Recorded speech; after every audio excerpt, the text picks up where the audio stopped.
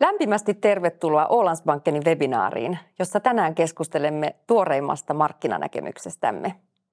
Minä olen Krista Hietala ja mukanani täällä studiossa minulla on Ålandsbankenin korkosijoitusjohtaja Jyri Suompää ja osakestrategi Tanja Vennonen-Kärnä. Lämpimästi tervetuloa mukaan Jyri ja Tanja. Kiitos. Kiitos. Ennen kuin pureudutaan tähän vuoteen, niin palataan hieman viime vuoden tunnelmiin. Mitkä olivat sijoitusmarkkinoiden päätapahtumat vuonna 2023? Jyri, miten kiteyttäisit tämän? No, ehdottomasti jatkunut keskuspankkien koronnostosarja, joka tietysti johtuu pelkästään siitä, että inflaatioluvut pysyvät korkealla aina tuonne alkusyksyyn asti. Ja sitten kohonneiden markkinakorkojen seurauksena sen vaikutus eri omaisuuslajien arvostuksiin ja tietysti yritysten rahoituskustannuksiin. Ja pieni pankkikriisikin oli tulossa viime keväällä, eli alueellisten pankkien kriisi USAssa, joka heijastui sitten täällä Euroopassa siihen, että suurpankki Credit Suisse päättyi UBS-pankin syliin. Ja sitten tietysti Kiina niiltä osin, että odotukset pandemian jälkeisestä avautumisesta olivat kovin korkealla, mutta ne osoittautuivat hieman liian optimistiseksi. Ja toisaalta koko viime vuosi pohdittiin siitä, että menemmekö taantumaan ja jos menemme, niin kuinka syvään. Aivan. Tanja, mitäs sulla jäi päällimmäisenä mieleen? No, hyvin pitkälle olen samoilla linjoilla Jyrin kanssa siitä, että kyllä se keskeinen asia oli se taistelu korkeata inflaatiota vastaan. Eli inflaatiohan ei ollut tämmöisillä tasoilla sitten 1980-luvun alun. Ja se vaati kyllä todella järeitä toimenpiteitä, jotta se saatiin edes vähän lasku-uralle. Ja se tietysti vaikuttaa talouskasvuun ja sitä kautta osakemarkkinoille. Mutta kaiken kaikkiaan osakemarkkinatuotot oli itse asiassa aika erinomaisia, pois lukien Suomen markkinoilla. Juuri näin. No miten katsotte sitten näiden päätapahtumien heijastumaan tähän vuoteen, Tanja? No nythän ollaan saatu se inflaatio jo vähän sinne lasku-uralle, että selkeästi sieltä huipuista ollaan tultu alas. Ja se kyllä mahdollistaa ohjauskorkojen laskun, joka itsessään sitten stimuloi ympäristöä ja piristää kysyntää. Myöskin taakse jäänyttä elämää alkaa olemaan nämä toimitusketjuvaikeudet, mistä kärsittiin pandemian aikana, ja varastokorjaussyklin vaihe, se pahin vaihe alkaa myöskin olemaan takanapäin. Eli nämä on kaksi tekijää, jotka tulee helpottamaan ja edistämään asioita verrattuna viime vuoteen. Myöskin työmarkkina on pysynyt äärimmäisen vahvana sekä Euroopassa että USAssa. Ja se on tietysti aina positiivinen asia. Ja nyt myöskin inflaation laskiessa niin reaaliansiot on selkeästi kasvanut ja se piristää kulutusta. Yksi semmoinen huomionarvoinen seikka on tosin varmasti se, että sijoittajat tällä hetkellä ehkä vähän yliarvioi ohjauskorkojen laskun määrää ja kenties myöskin aikataulua. Eli se voi sitten herättää jonkunnäköisiä kysymyksiä vuoden aikaa. Kuitenkin näkisin, että tämä voisi olla Suomen osakemarkkinan vuosi ja myöskin pienyhtiöt tuntuu varsin mielekkäältä tässä yhteydessä. Eli me ei nähdä mitään syytä, miksei tuotot voisi olla positiivisia tämän vuoden aikana. Eli sitä tukee nämä kohtuulliset tuloskasvuodotukset ja matalahkot arvostukset, etenkin Suomessa ja Euroopassa.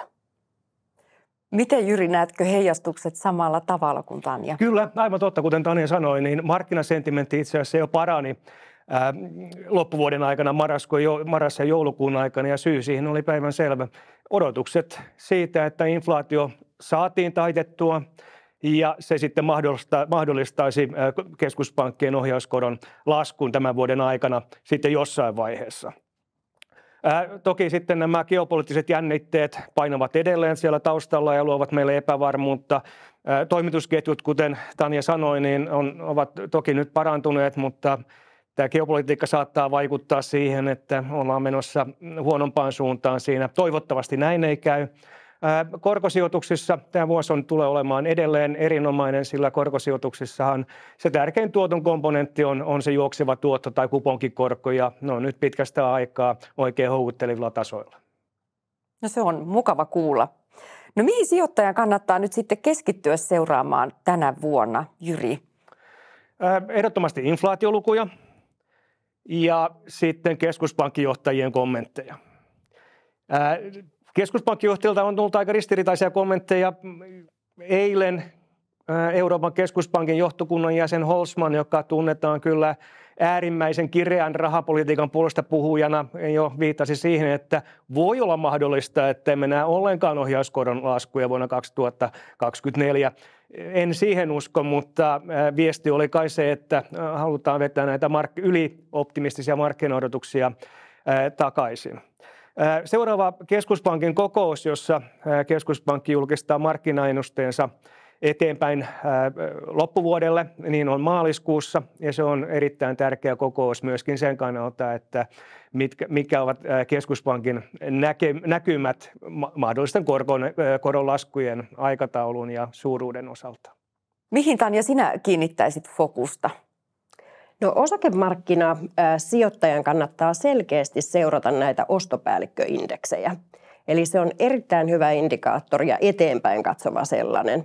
Eli yritykset pystyy aika hyvin siitä kertomaan, että minkälainen se kysynnän tilanne tulee olemaan seuraavan puolen vuoden aikana. Tällä hetkellähän ostopäällikköindeksi on tosin stabilisoitunut aika heikoille tasoille teollisuuden suhteen ja sitten palveluissa ehkä vähän paremmalle tasolle, mutta se on tärkeä indikaattori, jos saataisiin siellä pientä nousua. Toisaalta tilausluvut on myöskin hyvin eteenpäin katsovia, eli nehän muuttuu sitten tuotannoksi ja myynniksi jollain aikavälillä. Mutta ihan niin kuin Jyri sanoi, kaikista tärkein asia tässä on kuitenkin se, että inflaatio jatkaa lasku-uralla, eli inflaation seuraaminen. Miten sitten nämä tuotto-odotukset, Tanja, minkälaiset sinulla on tämän vuoden suhteen? No, tämä tuotto-odotusasiahan on aina tosi mielenkiintoinen ja pitää varmasti sanoa, että tulee olemaan suuria eroja eri markkinoiden välillä ja eri toimialoissa ja tyyleissä ja ihan eri osakkeiden keskenkin. Mutta kaiken kaikkiaan nähdään parasta tuottopotentiaalia Suomessa, yleisemmin Pohjoismaissa ja Euroopassa. Jos tarkastellaan Pohjoismaiden kokonaistuotto-odotusta, niin se tulee jäämään siihen 10-12% välin maastoon meidän näkemyksen mukaan. Ja se perustuu tuloskasvuodotuksiin sekä normalisoituviin arvostuksiin ja vähän ehkä konservatiiviseenkin jopa 3% osinkotuottoon. Suomen ja Euroopan tuottopotentiaali on jopa tätä korkeampi matalampien arvostusten kautta. Etunenässä nähdään, että parhaat tuotot tulee syntymään näistä perinteistä suhdanneherkistä toimialoista, kuten perusteollisuudesta tai konepajoista.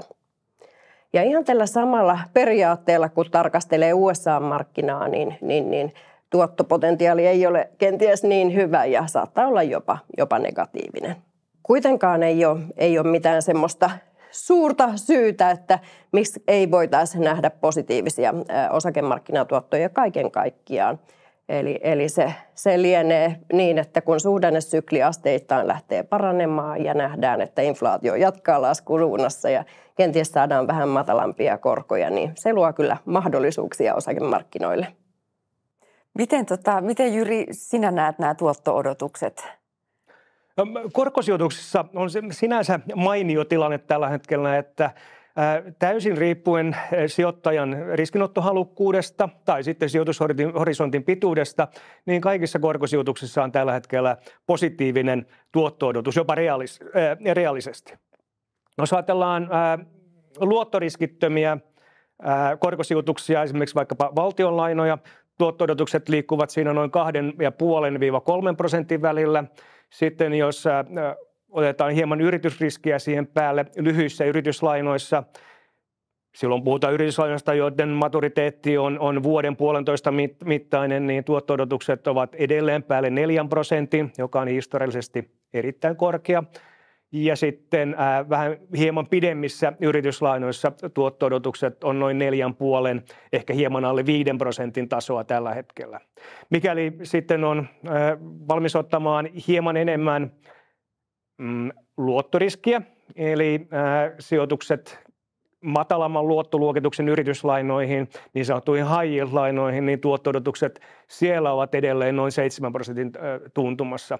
Ja nämä kaikki tuotto-odotukset, varsinkin yrityslainoissa, niin on erinomaisen hyviä verrattuna osakemarkkinoihinkin ja itse asiassa jopa puolella riskillä. No miten näet, Jyri, sitten sijoitusmarkkinoiden kehittyvän muutaman vuoden tähtäimellä?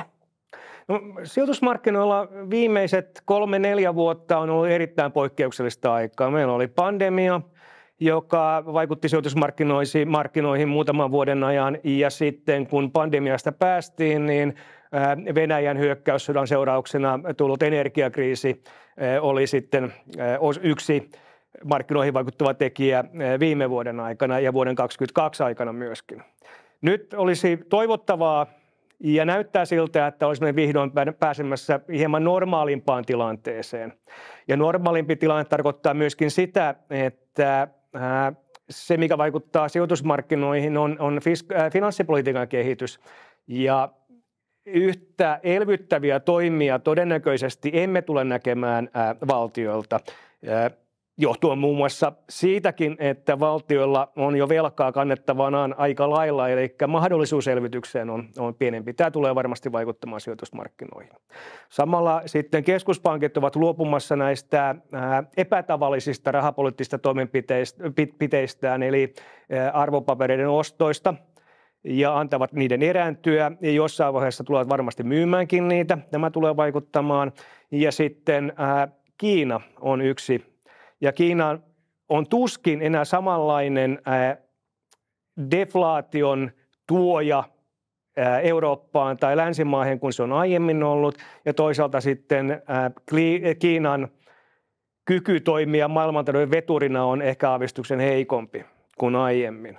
Ja sitten tietysti kaikki ilmastonmuutokseen ja siihen sopeutumiseen liittyvät asiat tulevat vaikuttamaan. Ja erityisesti länsimaissa sitten väestökehitys. Meillä on vähenevä ja vanheneva väestö. Juuri näin. Tanja, vastaako tämä Jyrin kuvaama näkemys omaa näkemystäsi? No kyllä me ollaan tässäkin asiassa jonkun verran samoilla linjoilla. Olen kenties vähän positiivisempi, niin kuin osakesijoittajalla ehkä on tapana. Mutta näen kyllä hyvin mahdollisena sen, että ohjauskorkoja esimerkiksi ei lasketa niin nopeasti kuin sijoittajat odottaa. Ja mahdollisesti inflaatio jää sitkeämmäksi ja korkeammalle tasolle kuin mitä tällä hetkellä on odotuksissa. Ja se voisi kyllä muuttaa munkin näkemystä vähän ehkä heikompaan suuntaan. Ihan niin kuin Jyri mainitsit myöskin tämän velkaantuneisuuden, niin vähän pidemmässä juoksussa se on kyllä selkeästi semmoinen asia, joka huolestuttaa. Eli jos miettii, että USA:n valtionvelka vuosituhannen vaihteessa oli noin $5 biljoonaa. Se on tällä hetkellä lähes 7-kertaistunut 34 biljoonaan $. Eli tämä on kyllä todella suuri asia. Ja samanaikaisesti, kun luonnollinen ostaja eli keskuspankit on poistunut areenalta, niin se aiheuttanee sen, että pidemmät korot pysyvät vähän korkeammalla tasolla kuin mitä ollaan nähty ehkä tässä viimeisen 10 vuoden aikana. Ja se on yksi ehkä semmoinen keskeinen kysymys. Mutta pitää muistaa, että osakemarkkinoilla on ollut korjausliikkeitä aina ja jokainen vuosi, vaikka vuosi olisi päättynyt plussallekin. Keskimäärin 14% korjausta. Aina löytyy uhkia, aina löytyy pelkoa ja riskejä markkinoilla, mutta pitkässä juoksussa osakemarkkinasijoittaminen on aina kannattanut. Kiitos, Tanja. No, keskuspankeilta odotetaan mittavia koronlaskuja jo tämän vuoden alkupuoliskolla. Onko nämä odotukset, Jyri, realistisia? No eivät ole. Ja varmaan meistä, kun myös Tanja mainitsi sanan ylioptimismi, se muutaman kerran ja minäkin taisin sen jo mainita. Ja mainitsenpa vielä kerran. Eli nämä koronlaskuodotukset tällä hetkellä näyttävät mielestäni aivan selkeästi ylioptimistisilta. Niin tämän aikataulunsa suhteen kuin sitten sen määrän suhteen. Ja taisin jo viitata tähän keskuspankkijohtaja Holzmaniin, joka toki on niitä kaikkein tiukimpia rahapolitiikan puolesta puhujia, niin hän jo viittasi siihen, että voi olla, että me näe ollenkaan koronlaskuja vuoden 2024 aikana. Ja sitten meidän inflaatio on edelleen yli keskuspankkien tavoitteen. Keskuspankkien tavoitehan on se noin 2% inflaatiovauhti. Pohjainflaatiovauhti, josta on puhdistettu energia- ja ruoan volatiilit vaikutukset, on selkeästi yli. Ne on USAssa 3,9%, euroalueella 3,4% joulukuun ennakkolukujen mukaan. Ja siitä on vielä pitkä matka tähän inflaatiotavoitteeseen. Ja toisaalta keskuspankkien täytyy varmistaa, että kun tähän tavoitteeseen päästään, niin siinä myös pysytään. Eli ei se riitä, että sinne hetkellisesti tämä tavoite saavutetaan, vaan tarkoitus on, että siinä pysytään pidemmän aikaa. Ja tämä on erittäin tärkeää siinä mielessä, että keskuspankkien uskottavuus säilyy. Mikäli me oltaisiin siinä tilanteessa, että korkoja jouduttaisiin yhtäkkiä sitten taas nostamaan pitkän laskujen jälkeen, niin uskottavuushan olisi aika lailla mennyttä. Eli markkinaodotukset siitä, että koronlaskut olisivat 1,52 prosenttiyksikköä tämän vuoden aikana, ovat selkeästi kyllä liioiteltua. Mutta tärkeintä mielestäni kuitenkin on se, että tuskin korot enää nousevat. Ja siitä me voidaan olla varmaan aika yhtä mieltä, ja siitä markkinat pitävät myöskin. Aivan takuulla. No entä sitten osakkeissa, Tanja? Miten talouskasvu tulee heijastumaan osakemarkkinoille? No IMF:n ennuste tällä hetkellä on 2,9% talouskasvu globaalisti kuluvalle vuodelle. Ja kun historiallinen trendikasvu on 3 ja 3,5 prosenttiyksikön välimaastossa, niin ei me niin kaukana tästä tasosta kuitenkaan olla.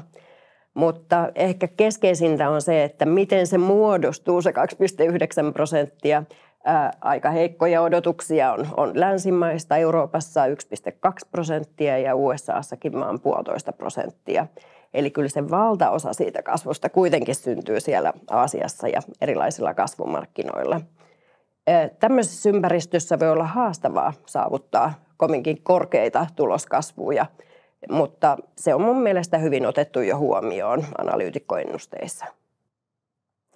No minkälaisia tuloskasvun ja arvostuksen odotuksia sinulla, Tanja, sitten on tälle vuodelle? No tuloskasvu on kyllä sinänsä mukavaa luettavaa ja katseltavaa. Eli ollaan positiivisella puolella, mutta kuitenkin varsin realistisen tuntuisilla tasoilla. Eli Pohjoismaissa tuloskasvuodotus on noin 7% tasossa ja Euroopassa hivenen yli 5 ja USAssa hivenen yli 10. Eli kyllä nämä on kovia tasoja tämmöisessä ympäristössä. Kasvumarkkinoilla voidaan saavuttaa jopa 15 tai 20% tuloskasvut. Sitten taas arvostuksia, kun tarkastellaan, niin muissa maissa USAta lukuun ottamatta tuntuu ehkä arvostukset jopa vähän matalammilta. USAssa tilanne on se, että kun arvostusta tarkastellaan PE-suhdeluvulla eli hintasuhteessa tulokseen, niin ollaan tällä hetkellä hyvin lähellä 20. Ja historiallisesti ollaan oltu 6-17% tasossa. 6-17 tasossa. Ja se tarkoittaa tietysti sitä, että yliarvostus tällä hetkellä on reilu 20%. Eli se heikentää teknisesti katsottuna kyllä tämän markkinan mielekkyyttä. Euroopassa taas niin tilanne on päinvastainen, eli PE-suhdeluku tällä hetkellä on 3-14 välimaastossa ja historiallisesti ollaan siellä vajaa 15 oltu. Eli siellä on tilaa kasvaa myöskin arvostusmielessä. Kiitos. Jyri, miten sitten korkosijoitukset sopivat tämänhetkiseen markkinatilanteeseen? No korkosijoitukset sopivat tämänhetkiseen markkinatilanteeseen aivan erinomaisen hyvin. Reaalituotot ovat positiivisia tai reaalituotto-odotukset ovat positiivisia miltei kaikissa korkosijoitusluokissa. Ja korkosijoitusten tärkein tuoton komponentti on sitten kuitenkin se juokseva tuotto tai se kuponkikorko. Ja nyt ne ovat pitkästä aikaa sellaisilla tasoilla, että ovat kilpailukykyisiä vaikkapa osakemarkkinatuottojen kanssa. Eli siinä mielessä tilanne on huomattavasti parempi kuin se on ollut jokunen vuosi sitten tai itse asiassa oikeastaan viimeisen 5 ja 6 vuoden aikana. Korkosijoituksissa on vielä se hyvä puoli, että korkosijoituksellahan on eräpäivä. Sehän on määräaikainen sijoitus ja silloin ikään kuin tuoton tietää etukäteen niiltä osin. Toisin kuin osakesijoitushan on ikuinen sijoitus. Hyvässä ja pahassa. Hyvässä ja pahassa. Aivan. No entä sitten Jyri, nämä yritysten liikkeelle laskemat lainat, mitä niiden suhteen kannattaa pitää mielessä? No, yritysten liikkeeseen laskemissa lainoissa tuottohan muodostuu 2 komponentista. Ensinnäkin sen riskittömän koron tasosta, joka on siis ainakin täällä euroalueella ajatellaan on sitten vaikkapa Saksan valtion lainan korkotaso sitten kussakin maturiteetissa ja sitten siitä yrityskohtaisesta riskimarginaalista, joka tulee siis päälle tämän riskittömän koron. Ja tähän yrityskohtaiseen riskimarginaaliin tietysti vaikuttaa sitten yrityksen luottokelpoisuus, eli miten markkina arvioi yrityksen selviytymään velvoitteistaan koroista ja sitten pääomasta aikanaan. Ja tätä kelvollisuutta arvioidessaan niin on tietysti tärkeää katsoa yritysten tuloksia, mutta ehkä korkosijoittajan kannalta vielä tärkeämpää on katsoa, että minkälaista positiivista kassavirtaa yritykset pystyvät tuottamaan, sillä kassavirrallahan ne loppujen lopuksi ne korot ja pääomakin sitten aikanaan takaisin maksetaan. Yrityslainoissa, kuten osakesijoituksissakin, toimiala vaikuttaa paljon ja vieläpä sitten toimialan sisällä on paljon yksittäisiin yrityksiin kohdistuvia riskejä. Että totta kai yrityslainan sijoittajan pitää olla myöskin hyvin valikoiva niiltä osin, että välttää vaikkapa toimialoja, joissa velkaisuuskehitys on ratkaisevaa tai rahoituskustannukset ovat ratkaisevia, niin näillä pääsee aika pitkälti eteenpäin. Kiitos. No onko sitten jotain tiettyjä teemoja tai nostoja, mitä tekisit Tanja osakemarkkinoilla? No kyllä mun mielestä tämä voisi hyvin olla Suomen osakemarkkinan vuosi, eli olisi revanssin paikka vähän heikomman viime vuoden jälkeen. Ja Ålandsbankenissa suomalaisiin osakkeisiin pääsee sijoittamalla esimerkiksi meidän tämmöiseen osakemalliin, joka on hyvin kantaa ottava. Toinen keskeinen teema, mikä mielestäni on mielenkiintoinen tänä vuonna, on pienyhtiöt. Eli pienyhtiöt on selkeästi jäänyt jälkeen suurista yhtiöistä tuottomielessä viimeisen vuoden aikana. Pienyhtiöitä on rasittanut se, että ne on enemmän riippuvaisia pankkirahoituksesta ja että korot on ollut niin korkealla. Mutta myöskin arvostusmielessä pienyhtiöt on varsin houkuttelevalla tasolla. Eli jos miettii, että normaalissa tapauksessa pienyhtiöt on kalliimmin arvostettuja kuin suuret yhtiöt ihan sen kasvuhakuisuutensa ansiosta, niin tällä hetkellä ne on halvemmin arvostettuja. Eli ihan teknisesti katsottunakin tässä on varsin hyvä mahdollisuus. Ja jos Ålandsbankenin kautta haluaa sijoittaa pienyhtiöihin, niin meillä on esimerkiksi erinomainen pohjoismaiset pienyhtiörahasto vaihtoehtona. Eli Suomen osakemarkkina ja pienyhtiöt. Hyvin kiteytetty. Kiitos. Jyri, kerrotko vielä tähän loppuun, että minkälaisia vaihtoehtoja Ålandsbankenilla on tarjota sijoittajille tässä markkinatilanteessa? Korkosijoittajille Ålandsbankenilla on tarjolla aivan erinomaisia vaihtoehtoja tällä hetkellä. Sellaisille sijoittajille, joka on ehkä hieman enemmän riskiä karttava, tai jos sijoitushorisontti on lyhyempi, niin Ålandsbanken lyhyt yrityskorkorahasto on oivallinen valinta silloin. Ålandsbanken lyhyt yrityskorkorahasto valittiin viime vuonna Pohjoismaiden parhaaksi lyhyen yrityskorkorahastoksi. Sitten toisaalta hieman pidemmässä maturiteetissa Ålandsbanken Eurobond, joka on muun muassa valittu 8 kertaa peräjälkeen Pohjoismaiden parhaaksi omassa luokassaan, on hyvä vaihtoehto ja tuottotaso tällaisessa rahastossa on noin 4,5 paikkeilla, ehkä vähän alle. Ja sitten meillä on vielä pidemmän maturiteetin rahasto Ålandsbanken Green Bond ESG-rahasto, joka samalla on joutsenmerkitty. Ja sitten EUn kestävän kehityksen direktiivin mukainen niin sanottu artikla 9 rahasto, eli tummanvihreä rahasto, joka sijoituspolitiikassaan keskittyy nimenomaan kestävän kehityksen sijoituksiin. Ja sijoittajalle, jolla on ehkä hieman enemmän toleranssia riskin suhteen tai ainakin sijoitushorisontti on pidempi, niin Ålandsbanken Euro High Yield-rahasto, joka sijoittaa siis matalamman luottoluokituksen yrityslainoihin ja silloin tuotto-odotus on hieman alle 7% tällä hetkellä. Kiitos paljon Tanja ja Jyri avartavista näkemyksistä ja kiitos ajastasi. Toivon, että markkinanäkemyksemme oli sinulle hyödykäs ja jos sinulla on kysymyksiä, niin olet lämpimästi tervetullut ottamaan meihin yhteyttä. Oikein hyvää alkanutta vuotta.